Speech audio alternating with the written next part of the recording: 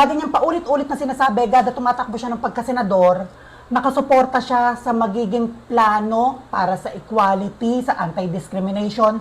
Pero once na nagiging senador siya, hindi niya yan na yun ginagawa. Sarilibihin natin ang mga tatakbong senador. Opinion lang naman namin ang sasabihin namin. Okay? So, bubunutin namin dito, andito na yung mga pangalan. Tapos, magbibigay kami reaksyon. Kasama ko si Dara. Hi! Wala akong idea kung sino ang maboboto niya, kung ano yung paninindigan niyang iboboto niya. So, pag-uusapan namin bawat senador na tatakbo. Ito ay opinion lamang. Nasa sa inyo yan kung magpapa-apekto kayo. Hi! World's Champ Boxing, Ay. Manny Pacquiao. Manny Pacquiao kagad. Kung ikaw uupo ka sa botohan, iboboto mo ba si Mr. Manny Pacquiao? Oo. Ibaboto ko to actually. Actually, yung kahit even before na tumatakbo siya as senator, sinusuportahan ko na to before pa kasi siya ang epitome na pagiging mabuting leader is not based on your... Kailangan may education, syempre, kailangan yun. Pero nakapag-aral naman natin si Manny, di ba? But the essence is, nag-aral kasi naman siya, Pero hindi diba? natin alam kung nabibili ba ang pag-aaral. Yan ang problema dito sa atin sa Pilipinas, di ba? Pero, syempre, kung pag-uusapan ay yung serbisyo niya sa tao. Even ngayon kasi, di ba napanood ko yung isang interview ni Boss Toyo. Meron si Boss Toyo na sinabi na parang si Pacquiao daw, nagpunta sa farm, tapos yung mga tao dun sa mga farm. Farm ni Alice Guo. Ano ba siya? Involved ba siya kay Go? Parang nagpunta siya sa isang farm, tapos yung mga tao dun, pinagbibigyan niya pa rin ng pera. So, it's just a simple way para masabi na, okay, wala na siyang posisyon di ba? Dapat talaga hindi siya nag-presidential. Pero, go. As a senator ngayon, yes, I go for Manny Pacquiao. Ikaw, ma? Ako kay Manny Pacquiao, hindi. Kasi para sa akin, wala siyang palabra de honor. Ang sinasabi kong palabra de honor, gada magkakaroon ng eleksyon, nung tumatakbo pa lang siya mga senador, tinatanong siya kung anong plano niya sa mga LGBT. Lagi niyang paulit-ulit na sinasabi, gada tumatakbo siya, nakasuporta siya sa magiging plano para sa equality, sa anti-discrimination. Pero once na nagiging senador siya, hindi niya yan na yun ginagawa. Si Manny Pacquiao kasi, di ba yung magbaboxing siya? Lagi akong, di ba yung mga tayaan. Tatayaan natin Oo. siya. So simula nung may nilabas siyang term na about mga keki, Parang si nag-trending. Jimmy siya, ma. Oo. Yung mother niya ang naglabas. Siya din. Siya din ba? Siya din. Oh. Sobrang against niya kasi nga Okay. lumalaban yung religious belief na hindi nga dapat magkasama ang politics at ang Religion. religion. Ngayon, ayaw niyang mag-agree dito sa mga soji bill kasi naniniwala siya sa pangrelihiyon. Oo nga pala. Sobrang religyoso nga pala nito Oo. mga to. So, after nung nagganon siya, yung tumatakbo na siya, tapos nararamdaman ko nga na against siya, lumabas na si Miss Pebbles na in-okay-okay Oo siya nga dahil sa mga pala. pinagsasabi niya. Lagi ko na siyang inaabangan kung anong plano niya kasi wala siyang plano eh. Siya nga nagsabi na masahol pa sa hayop. Ay, oo, yes. I remember. So, syempre baka ano lang ng bugso ng damdamin niya, pero inaabangan ko siya lagi. Ang nangyayari sa kanya, lagi lang siyang nagsasabi na To-cover up na lang. Oo, tuwing eleksyon, napapansin ko yun lagi, nakabantay talaga ako dyan kasi nga idol ko siya dati. So, nakasupport lang daw siya. And then kapag nakaupo na siya, masasakit na naman yung sinasabi niya na hindi po pwede kasi ito ang paniniwala, ito ang Panginoon, ito ang sinasabi sa Biblia. Nagets mo yun, parang may pagkabalimbing factor. Meron pang isa. Nung tumatakbo si Marcos, sinabi niya bakit daw siya susuporta sa isang pamilyang magnanakaw. Okay. Pero nakaninong senatorial list siya ngayon, nasa administrasyon, under ni Marcos. Di ba? That's the politics here in the Philippines. So para sa akin, hindi ko iboboto si Manny Pacquiao. Ang galing. At least nagkakaroon ako ng learnings. Hindi ako, nalimutan ko na may ganun nga palang history. Oo. Alam na ng buong kabaklaan niya, wala yung plano pagdating sa Soji Bill. Magaling lang yan magsalita. Magaling lang siya magsabi na, pabor ako sa ganito, habang eleksyon. Pero wala talaga siyang plano. Pero malay mo naman, this time. Ay, marami Sana. ng this time. Ang sinasabi ko nga sa mga Becky, kung meron pagkakaisa lahat ng mga bakla, titignan lahat ng mga nangangako after ng eleksyon. Kaya, sa Diba? sobrang dami natin. Tapos, kung sino ba ang totoong gumagawa sa ipinangako habang nag-e-eleksyon, tapos gagawin ng lahat ng mga keki, susuportahan yung mga nangangako. Tapos titignan natin habang nakaupo kung ginagawa ba nila yung ipinangako. Diba? Sana kung ganyan lahat, sana ang ginagawa ng, kunyari, isang grupo Yan. tayo, may chance na bawat tatakbo na nangangako sa Grabe atin, ng marka, no? susuportahan talaga tayo once na nakaupo na. Oh, Diba? perfect. So next tayo, ako muna. Go, man. You Next peak. tayo. Sorry, Manny Pacquiao. Ikaw ha, mag-ina kayo eh. Nalimutan ko nga pala. May ganun nga pala, Ay, send ito. ka na. Marcoleta Rodante, kilala mo to? Si Congressman Marcoleta. Siya ba yung nagpasara ng EBS? Rodante. Isa ba siya sa nagpasara Ay, ng EBS? hindi ko alam, parang. Kasi parang natatandaan ko, di ba pag may makulit, ang tawag natin, ay Marcoleta! Oh, Nagpasara parang ng na. Pero hindi ako ABS-CBN. sigurado. Si Marcoleta kasi, nakikilala sa ngayon kasi, di ba ginigisa si Sara Duterte sa Congress? Yan, okay. Sa mga budget hearing. Isa si Marcoleta sa nagtatanggol. Okay. May interview din siya na about yung ginagawa ng Meralco sa taong bayan. Yung sobrang paniningil. Siya. Oo, Okay. siya yun. Siya ang nakakaalam ng full detalye na hindi dapat ganito ang Meralco sa Pilipinas. Bakit sinisingil ng Meralco yung ganito na mali? Kaya daw patuloy ang pagtaas ng Meralco. So may plano siya sa ganun. So kung ako muna tatanungin, ay boboto ko si Marcoleta. Okay. Kasi bukod sa alam kong nasa tama siya, dumidepensa siya sa tama, wala siyang bahid ng chismis na kurakot. Hindi katulad ng iba. Ang isang ordinaryong mambabatas kasi, katulad ng mga mababanggit natin mamaya, uupo lang sa Kongreso. Pagkaupo sa Kongreso, nakikinig lang sa mga nagdedebate, sa mga nag-aaway. Pero, mga congressman din yan. Si Marcoleta kasi, nag-o-object, mahilig magtanong, manggisa. Alam mong ano, pag nandun siya, medyo kakapi-kapihin ka sa pagtatanong niya kasi alam mong may point siya.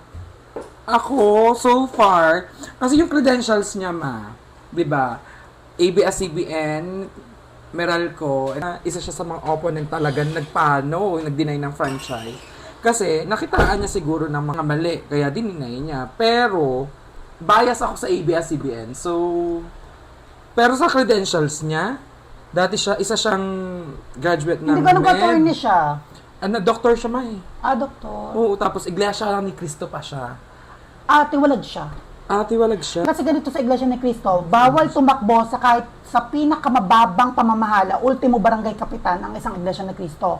Once tumakbo ka at Iglesia ka ni Cristo, titiwalag ka.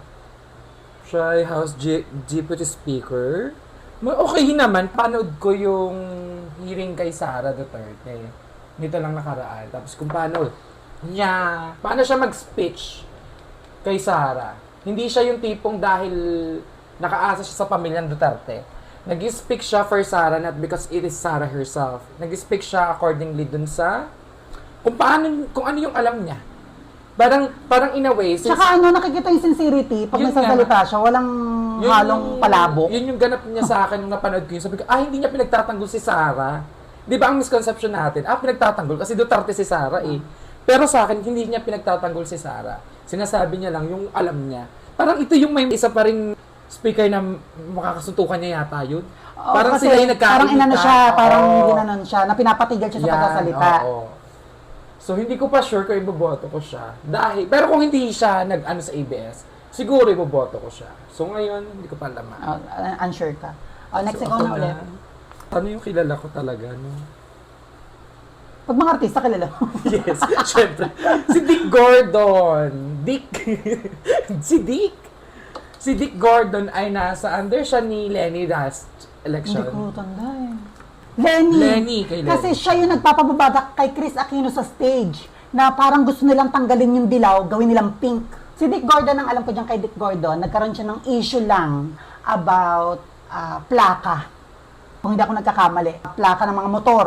Ang gusto niya, magkaroon rin sa harap ng mga plaka, tapos malalaki. Alam ko, si Dick Gordon yun eh. Maraming nagrally kay Dick Gordon. Diyan yung mga naglabasan, tatandaan nyo yan. Doon siya nasira si Dick Gordon. Pero base sa mga galaw niya para sa akin, pag sa Congress, yung nasa Senate siya, dumidebate din siya. Pag may pinaglaban siya, pinaninindigan din. Pero ang para sa akin, Dick Gordon, unsure. Ako may boboto ko to kasi Dapat childhood sigurado. dream ko ang magtrabaho sa Red Kala ko childhood dream mo ang mga Dick Gordon.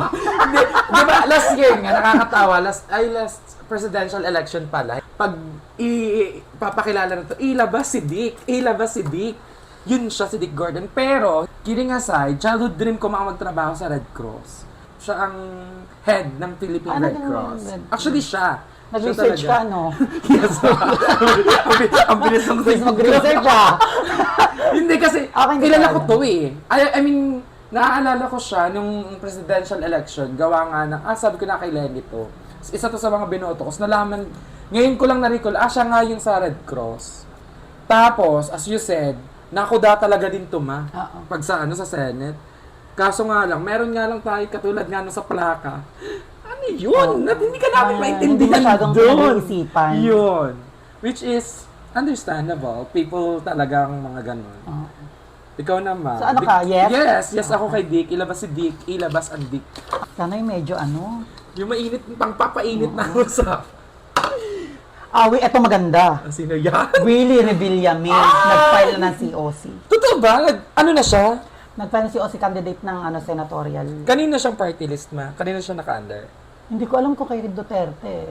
Oh, Willie Revillame. Ikaw, anong masasabi mo? Kay Willie Kuya Willie, ilabas ang Revillame, jacket. feeling ko kasi, katulad ng sinabi natin kay Diwata, Ayon Perez, Trosmar. Osmar.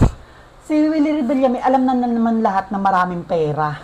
Meron kasi sa eagerness ng tao na feeling nila kulang yung nangyayari sa gobyerno, kaya gusto nilang tumakbo.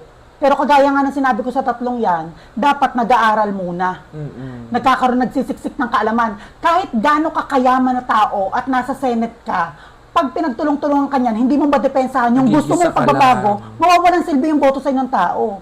'Di ba? Sabi natin si Revilla may pinakamayaman. Bakit kunyari nagkadeba-debate diyan sa Kongreso, sa Senate? Magigisa ka lang. Ano mo? Para kang Oo. magigisa sa sarili mo man. Ang eksena sa Senado tsaka sa Kongreso, kahit mali, basta itong pinaglalaban ng grupo natin, paninindigan natin, Paninindigan. hahanapan natin ng mga butas yan. Minsan pa nga, yung malinaw na tubig nagiging puti. Paano niya palilinawin ulit ang tubig kung kulang siya sa pagsulong kapag kaharap mo na yung mga ka-level mo? Mga nag-aral, graduate na Oo. may... Siguro para sa akin, hindi. Hindi Pero ko may boto. chance sa future. Okay. Yun ang sa akin. Kung mag-aral muna siya man ng mga bagay-bagay na tungkol sa paggawa ng batas, may chance naman. Kung kaya niya sa Senate na kasamahan ng mga senador na kunyari magsasalta at hindi niya gusto at alam niyang nagsisinungaling, ginagawa niya sa On on-cam, air, oo. oo, on air na. ABS. Bakit ganyan? Yan. Kung hindi niyo tatanggalin si ganito, ako Oo. mag-resign. Pwede niyo inayos mga trabaho niyo. Ay, ganyan, baka pwede. Ako, kay Willie Revillame, hindi ko pa rin, ako unsure. Hindi ko alam kung iboboto ko siya or hindi. Kasi, pwede naman kasing lahat maging anong tawag doon? Yung, Lahat naman pwede, may karapatan. yes, yung magiging yung philanthropist. Diba? Lalo tigit kung mayaman ka, talagang dapat lang maging philanthropist tayo sa mga may hirap at nangangailangan. Pero iba na kasi pag sinabing philanthropist ka as an official. Diba? Yun nga pag official ka, you have your duties and responsibility to take care of the law that you make. You have to take care of the constituents and the people. Pag philanthropist ka, hindi mo responsibilidad, tumutulong ka lang talaga. So ako kay Willie unsure kasi feeling ko mas maganda siyang philanthropist ka na lang at all. Pero may point ka yung parang paano masusustain yung pagtulong ko sa marami kung wala ako sa loob ng gobyerno? Baka kasi ganun naman yung mindset niya na parang kahit anong gawin kong tulong, kahit paano maubos ko yung kayamanan ko sa pagtulong, hindi pa rin mababago yung sistema. Gusto ng pagbabago, kaya pumapasok. Pero ang tanong nga, how can we sure kung mababago mo ba talaga, di ba? Kasi, tsaka, may kakulangan pa. Nasa iyo na nga yung pagtulong eh. Pero may kulang pa sa isip. Hindi natin sinasabing bobita. Gets ko yung point mo na sa in the future. Kaya in the Oo. future. Sa ngayon, hindi Oo. para. Okay, ganun din ang akin pala. Ang nangyayari kasi sa Senado, kampi-kampihan na Kampihan. dyan. Paano mo kakampihan yung isang kaalyado mo kung hindi ka marunong dumipensa sa sarili mo pala? Gets ko na yung point mo na Diba? So far, hindi. Sa future. Mag-aral ka, Kuya Willas, pahingin kaming jacket. Ay, ito. Nabunot ko siya. Sino? Ay, ang pastor. Ay, si Pastor Apollo Quiboloy. Oo. Si Quiboloy ba? Apollo? Siya ba talaga? yun? Apollo Quiboloy. Search pa rin natin, mother. Pero alam ko, Apollo Quiboloy siya. Paano siya nakatakbo, ma? Paano siya nakapag-file? That's Philippines. Ano ba yun? Hindi hindi ko gets. Ako muna kay Quiboloy. Sige, Ma, ikaw muna. First, against ako sa ginagawa ng Marcos administration kay Quiboloy.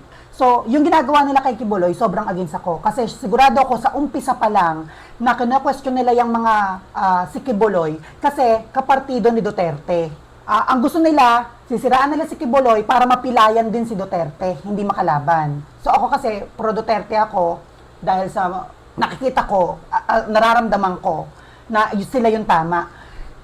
So, ang eksena nila, yung Pogo, yung si Quiboloy na may pera, sustento, may mga tauhan na sumusunod sa kanya. Kapag si Quiboloy ay nakuha nila, nagawa nila ng issue, yan ng mga sexual harassment, mga kakimehan na yan, kahit kanino pwedeng gawin yan, si Duterte ay mapipilay. Yun ang nasa isip nila. Kasi sobrang close ng dalawang yan. Pero, kung tatakbo si Quiboloy at iboboto ko ba, hindi. Kasi, feeling ko kaya lang siya tumatakbo para pang-suporta, kung sakaling manalo, pang-suporta kay Duterte, para yung mga kasong ginawa, malinis yung pangalan. Yes. Kasi iba na nun kapag nakaupo ka na eh. Medyo madali na sa'yo yung process, paano ka linisin. Yung paano ka nga dumihan, madali eh. 'Di ba? So, feeling ko, tama yung ibang reliyon na hindi pwedeng ikaw ang namamahala sa isang reliyon, tapos sasaba ka sa politika. Parang dalawang responsibilidad ang gagawin mo at the same time. Parang hindi siya kayang mabalance. So, pumili ka kung saan ka. 'Di ba? Katulad nga nung isang ambabatas na ngayon nako-question siya. Pastor kasi siya dati. Pastor. Si Abante. Okay. Benvenido Abante. Parang, hindi pwede para sa akin. Pero nasa kanila yan. Pero sa akin, no. Ako, it's a big no, Pastor Quiboloy. Huwag naman na tayo pare-parehong maglokohan. Kung halimbawang, sige, kung susuportahan nyo siya, support nyo. Pero, sana let's consider those families, friends, and the people who had been nagawa ng mali ni Pastor Quiboloy. Kasi, okay sana kung halimbawa ang mga pagkakamali niya lang simple. Pero may mga sexual rape cases tayong nakapatong kay Pastor Quiboloy na criminal law talaga to. Yung mga payag ka, kapatid mo ginahasa, susuportahan mo ba ba yung nanggahasa? Di ba hindi? Hindi simple iba sa akin ang usapan, konsepto ng rape. It's a big no, Pastor Quiboloy. Nirerespeto ko yung supporters mo, pero it's a big no. Ang dami ko pang gustong eksena kay Pastor Quiboloy.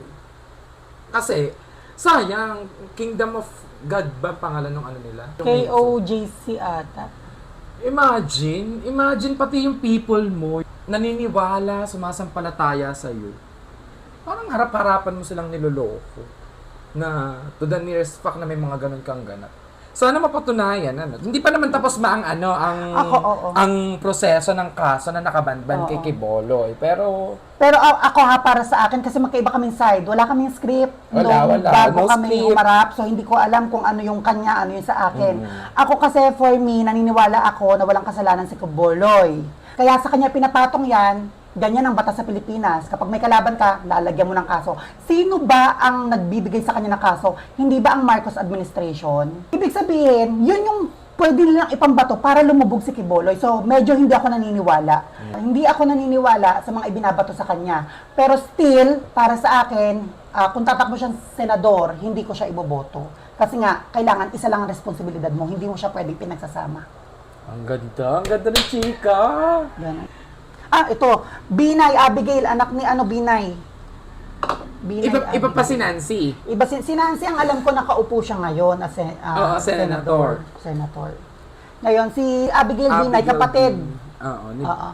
Abigail Binay. Siya ata ang mayor ngayon ng Makati. Si Abi Binay. Ang Binay family ay isang magulong pamilya. Kumakandidato pa lang si Abigail Binay, nag-away na sila magkapatid sa stage mismo, sa harapan ng mismong Makati. Doon sila nagtalakan. Si Nancy at saka si Abigail. Hindi si Nancy. Si Abigail tsaka yung lalaki. Ay, kapatid pa silang lalaki. Oo. Okay. Naparehas ang tinakbo. Ha? Kaya sila talakan sila sa stage. Ngayon, merong interview na nakaraan si Abigail Binay, at saka si Nancy Binay muna pala, bago si Abigail, na ano masasabi niya sa kapatid niya. Meron silang gap na matagal na silang hindi nag-uusap. So, ang akin kasi, paano mo pag-iisahin ang isang bayan kung sa pamilya mo pa lang, hindi nyo maayos? Tuwarlan na. Para sa akin. Saka, yung pamamalakad nila sa Makati, yung maraming parang benefits, may mga benefits sa Makati, pero nakukulangan, para ako, hindi, para sa akin, hindi ako taga Makati, pero tingin ko lang ako, nakukulangan ako sa Makati sa pagbibigay ng mga benepisyo. Kasi, ang Makati, business na lugar. Napakalaki ng pera dyan. Money Para talaga. sabihin na ito lang ang benepisyo. So, ayoko mag-judge, pero medyo parang sila, sige, nagpapatakbo sila. Okay na, hindi na nila sinobrang okay pa. Hindi na nila dinagdagan yung pagiging okay. Yun ang para sa akin. Tsaka, family, pinaka-importante sa akin yan. Kapag nahihirapan ka sa Senado, saan ka pupunta? Sa asawa mo lang? Paano kung magkaaway pa kayo ng asawa mo? Asan yung pamilya mo? 'Di ba? Sino-sino yung maghihingian ng payo, mga magkakapatid? Masyado silang independent. Feeling ko, kahit kilalang-kilala na sila sa pagtakbo, may pagkakulang. Tapos, yung relasyon sa family. So, no. Ako, unsure. Pero binoto ko si Nancy last election. Unsure, it's because parang kadugsong lang din ng idea nung sa'yo, mami. I mean, it's based on the experience. I'm from Quezon. So Quezon to Makati, masyadong malayo. Kumbaga parang as a senator, hindi lang isang certain place yung sakop mo. Buong Pilipinas na to. So parang naging in all, sa lahat ng nagkaroon na lang kayo ng posisyon dyan dahil binay na lang kayo. Pero hindi ba, probinsyano ako. Hindi ko na nararamdaman sa probinsya namin, ano ba yung nagawa mo? Ano ba yung Narinig mo sa yan? Makati. Ano bang, hindi, nagawa mo for us, not only for Makati itself. Si Nancy Binay? Okay. Kumbaga tapos since kapatid niya pa, so lahat na ng magiging binay, parang, kaya malakas kayo kasi nga, nandyan kayo sa lugar na yan. Kumbaga parang pagtatanungin ako kung pasok siya sa mga iboboto ko, parang wait lang. Kasi paano na ngayon naman kapatid na si Abigail na, ayaw niyo nang mawala kayo sa sa eksena. Ay, ang tanong naman, kailan kami mga probinsyano, kailan nyo kami ipapasok sa eksena? Hindi ko naramdaman siguro, sige nga, magsa-search ako siguro ng mga napabatas niya, na mga batas na naipabatas niya, na siguro naman ay napapakinabangan namin bilang taga-probinsya. Kaya, feeling ko dyan kay Abigail, inuno ko muna ang Binay. Literal, no.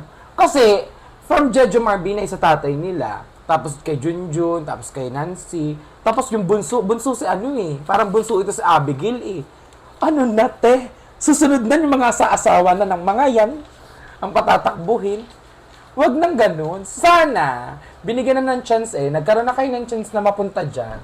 Sana pinaramdam nyo sa lahat, hindi lang sa mga taga Makati. Sa Makati na nga lang, nakukulangan na yung mga taga Makati ng nagagawa nila, di ba? I mean, hindi pa rin ganun nararamdaman yung progress and development ng lugar May nila. progress kasi nga malaki ang kapital pero kulang. Yun nga, yung parang kung sa kanilang mismong lugar na paano pa kaming malalayo mismo na galing probinsya?